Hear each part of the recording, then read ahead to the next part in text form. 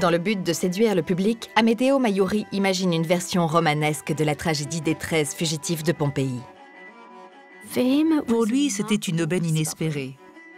Il y avait 13 victimes ensemble. C'était ainsi le plus grand nombre de moulages réalisés simultanément. Il a écrit un article plein d'émotions qui a eu un profond impact et incité les gens à venir visiter le site. Amedeo Maiuri publie un article dans la revue National Geographic où il décrit les différents personnages et la relation qu'il pouvait y avoir entre eux.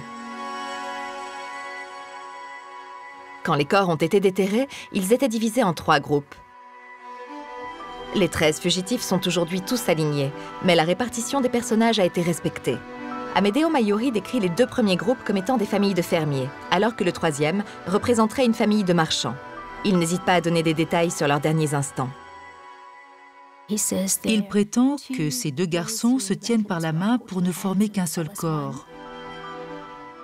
Et ensuite, la mère, encore affaiblie par la grossesse, protège le plus petit des enfants, une fille, pour tenter d'atténuer sa douleur. Enfin ici, celui qu'Amedeo Maiuri définit comme le marchand se tient sur un bras. Il se dégage des cendres pour tenter de sauver sa famille.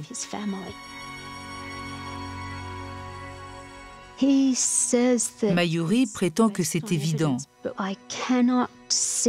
Mais je ne vois pas, selon les informations en ma possession, sur quoi il s'appuie. Et je pense que c'est un vrai problème. Mon objectif est de tirer un trait sur toutes ces anciennes théories et de rendre à ces personnes leur vie et leur histoire et de les respecter davantage en tant que victimes d'un désastre majeur.